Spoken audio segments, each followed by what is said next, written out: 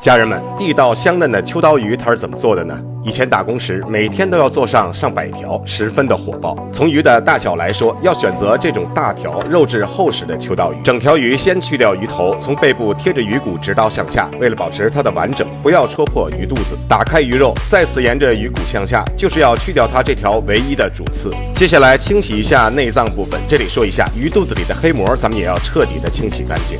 然后把它放在厨房纸上，轻轻的按压，吸取秋刀鱼表面的水分。不需要复杂的调料，鱼肉撒上少量的食盐，就可以开始做这道人见人爱的秋刀鱼了。热锅少油，开始煎鱼。秋刀鱼下锅一定要鱼肉朝下，先煎鱼肉的一面。如果鱼皮的一面下锅，鱼身会立即的卷曲变形，不仅增加煎制难度，而且整体的品相也会大受影响。根据锅子的薄厚，随时调整火力大小，煎好一面再翻面，每面各煎2分钟，通体煎至焦黄色就可以了。要说咱们搭配秋刀鱼，就一定要准备上柠檬，吃的时候均匀的挤上柠檬汁，大家试试看，这个味道绝了。